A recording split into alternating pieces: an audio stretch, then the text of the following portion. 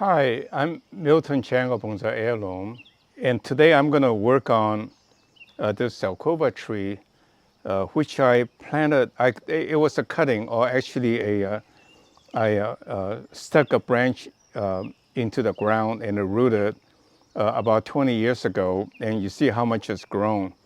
I dug it up. It was growing in the ground. I dug it up maybe 7 years ago, and then started working on it and reorient it and shape it. And you can see I didn't cut the trees very carefully, but cut off the main branch. The way it works is that this tree was probably growing upright like this, and this is going up like that. And then this is a side branch, and so I cut this off, let that side branch take over, and gradually make the turn to get the taper and the turn. And I didn't cut off very cleanly or carefully. I rather kind of broke off branches in a rough way. And the idea is that when it heals, it looks more natural rather than a round saw mark. So with that in mind then, today I would use this tree to demonstrate the idea of using sacrificial branch to thicken the branch that's more desirable. So for example, if you look at this tree, just imagine a Zelkova. Basically it's an upright tree, growing up tree, and you tilt it and then it grows this way, and you cut it and you take one of the branch and you make that the apex, and you tilt it again, you tilt it again, or tilt it again until you get this nice curve. Look at the size of the trunk in 20 years or so, and then you can go over here to take a look. And over here you can see I cut all this very roughly, and that wound up to be a very interesting curve. And so as the tree gets closer to show time, I would then come in and clean up and make sure everything looked right. So in this case, if I had to critique this tree, I can surely make this branch a little bit thicker, but that's not too bad. And this branch, given it's lower, I really would like it to be a little thicker and more branching. And then it transition from here, this thickness, to this thickness is not too bad. But from this thickness to this thickness, it's really too drastic a change, transition. So I would rather have this branch to thicken, and of course in the process, this branch will thicken as well. And then what I'll do is that, I will progressively do that. So in this case, I will let this branch grow, okay? And then as time goes, when this branch is thickened, I hope something will pop out here, and I may make this the apex. So for example, if there's a branch coming out this way, I'll make this the apex, so there will be another turn, and then I will make this using the sacrificial branch to thicken this branch to make it look more a smooth transition. So the idea of a sacrificial branch is like, instead of cutting this branch to worry about designing of the bonsai, I would just let it go. So let this grow to become a 10-foot tree, in a sense, branch. And then by definition, it will be this thick. And by definition, this will be even thicker to give me the smooth transition. And if I want this branch to be thicker, then what I will do is that I will bend this branch up, take a post to hold it up, or take a wire to make it go up. And the point is that the branch that points up grows the fastest. And so this branch will thicken very quickly, and therefore to thicken the rest of the branch. So that is the process in causing the trees to twist, and also the gradual taper that's very desirable of a bonsai. I think when this is done, I think this is going to be a very, very, very nice tree. Again, it took 20 years of a gradual improvement, continuous improvement to get it there. And that's the point about my bonsai and the bonsai we sell you. The little bonsai I sell you is nothing to write home about at this point, but it's well implemented. if you keep at it, clipping it, wiring it, turning it, over time, it will become your masterpiece.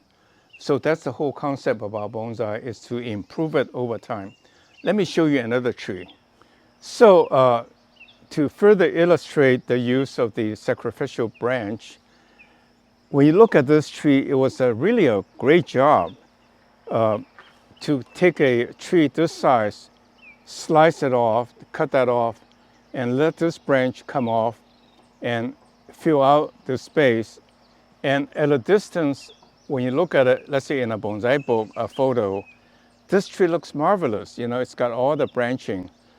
But, to tell the truth on an absolute scale, it's such a big transition. You can say maybe you call this cut the taper. You cut it slantly to get this taper.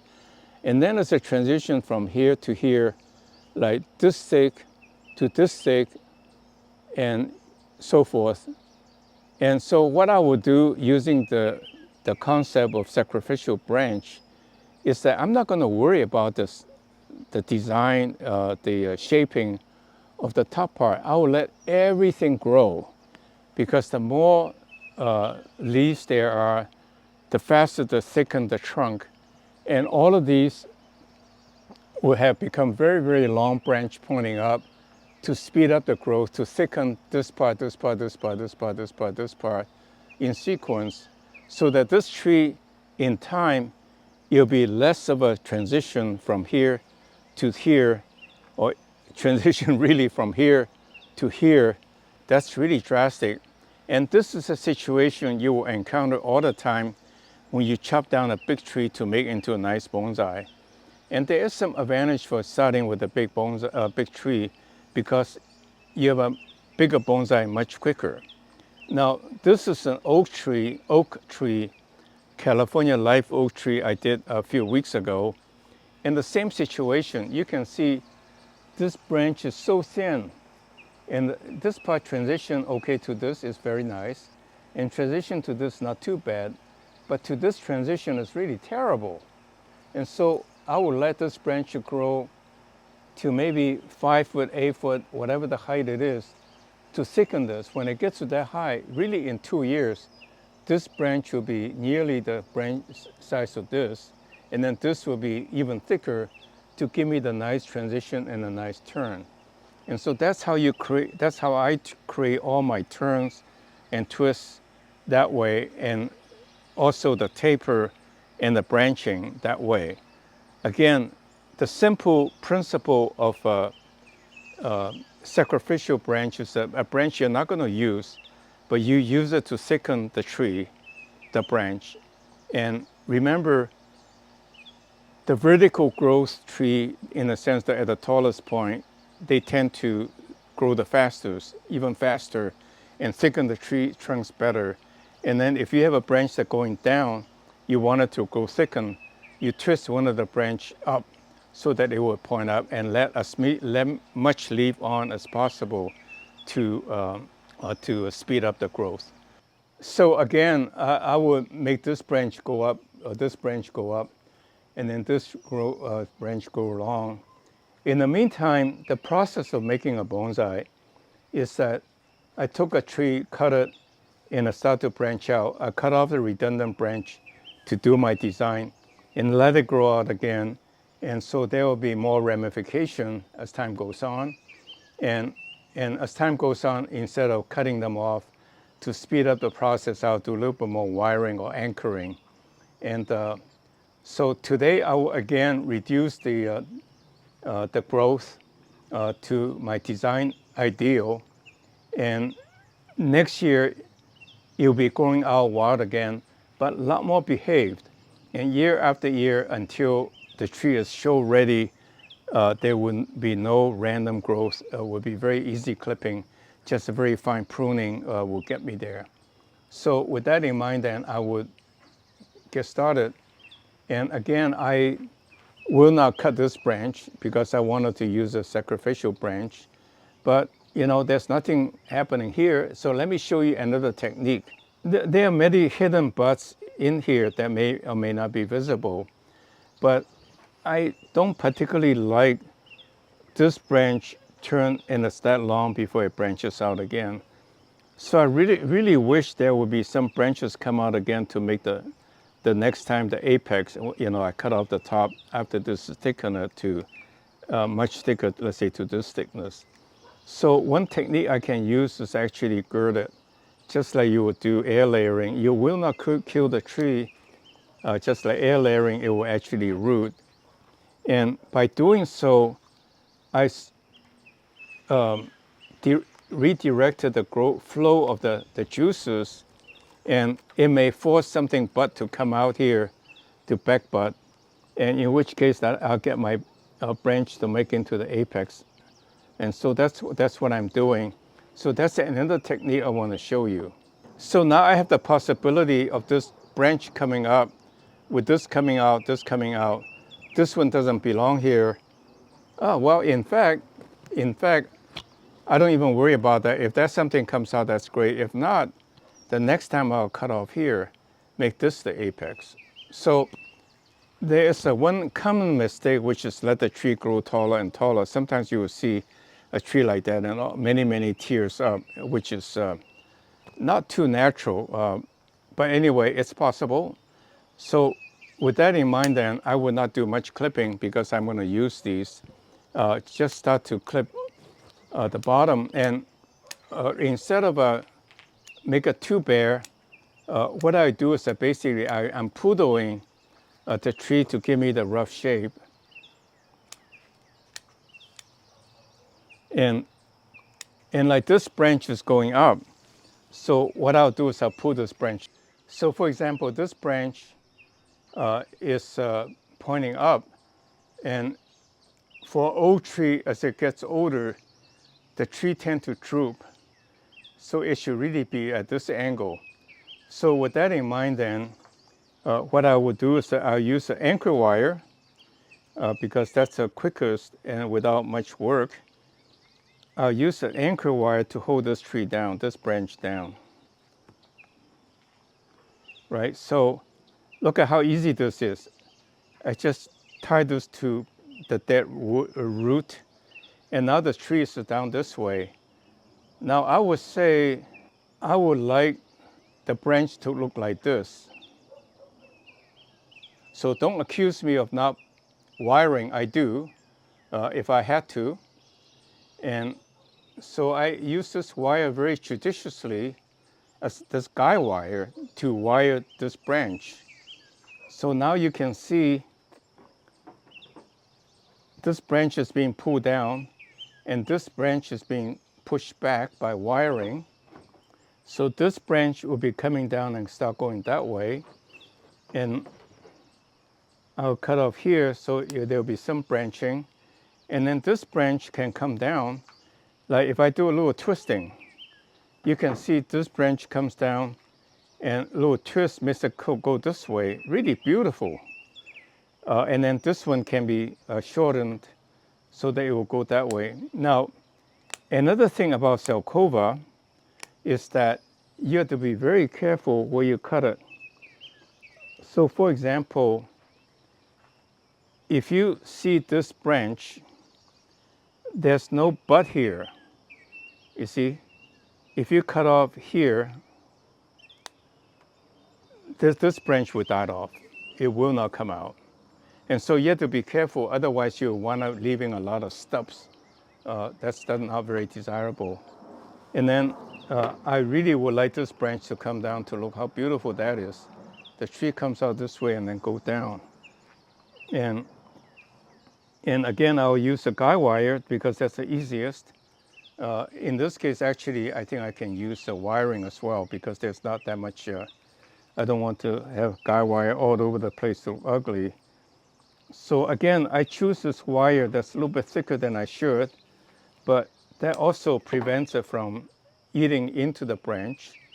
And not only that, I will remove them very quickly in about no more than 4 to 5 weeks and cut off the redundant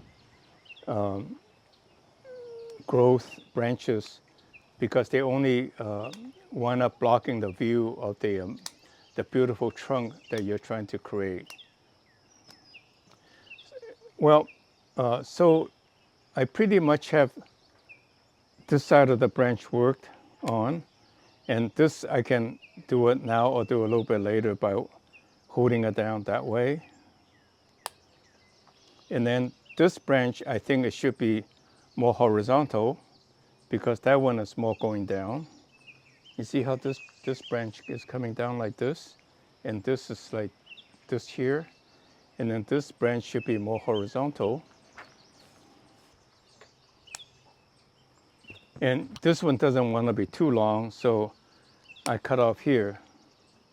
And I can anchor wire them later because that's very easy to do. And in the meantime, clean up as much as I can that are not necessary. You can see this stuff, this branch I cut off here, there's no butts, it become a dead branch. So I want to cut it close to the branch so it will have a heel mark that's, look nice in time. Again, this is going up, so I cut this off. Now this branch is going down, you see? And then, like this branch, I can use this branch as a branch going down, or I can twist this one to make it go down. I think that's pretty. So for example, I can twist a little bit and it's already going that way.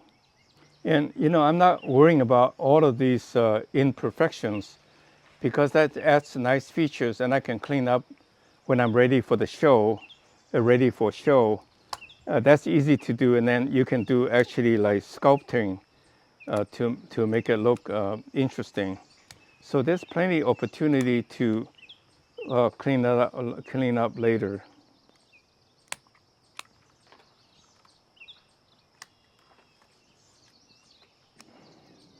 I'm just cleaning up the branches so that the energy will go into the right, what's left, and that's by definition where I want the tree to grow the most.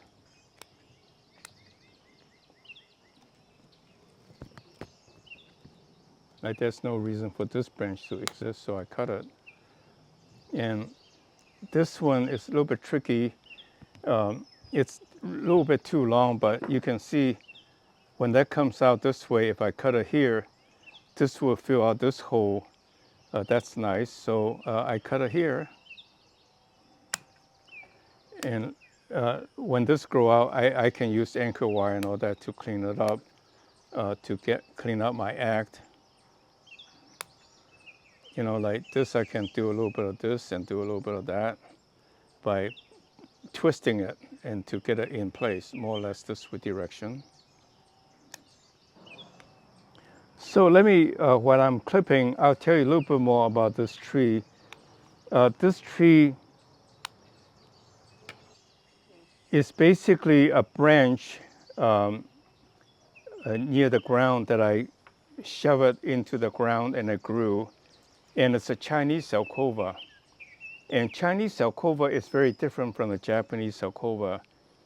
The leaves almost look the same when it's on a tree, but when it makes into a bonsai, it becomes a very small leaf. So the Chinese Zelkova is very desirable because the leaves is very small. And therefore in China, that's one of the most popular bonsai material. I would say comparable, maybe even more so than the Chinese elm.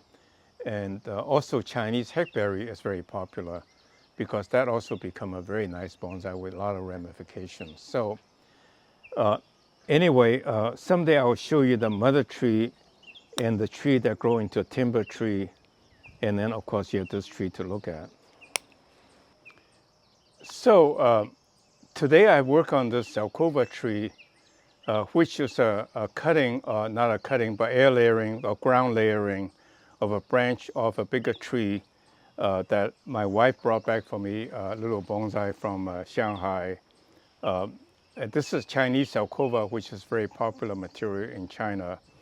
And the principle I want to demonstrate today is several, is to use the sacrificial branch to thicken the trunk to make it more harmonizing with the rest of the tree. And so that's what I did by letting the top branch grow so that it will become a called an 8-foot, 6-foot tall trunk, become this thick, to thicken this thick, in turn thicken this and all that to make it a lot more smooth transition, harmonizing. And to thicken a side branch, you actually pull out one of the branch to thicken that branch by pulling one of the branches up to let it feed this tree. In this case, actually the bottom branch is not too bad, so I'm not worrying too much about doing that. That's why I did the clipping. And aside from that, I want to say the clip and growth technique is basically you clip off what's undesirable, that's not necessary as part of your design, and you let the rest of it grow quickly and to give you more opportunity for clipping to get to ultimately the shape that you like. And in the beginning, the tree looks very bare because you're really focusing on the basic core design. And then as time goes on, the branches thicken, you cut it back, the branches will be more at the right places, and then you do it again, it will be more at the right places. So eventually, there's very little clipping required, just a little pinching to make sure the tree is not having branches growing wild. So with that in mind then, I hope you like my video and click like, and if you think I'm informative, to give me some encouragement. And tell a friend about our channel to grow our bonsai heirloom community and subscribe to our channel. And most importantly, please get to our website to sign up to get on our mailing list. Well, with that in mind, I thank you very much for watching. See you next week.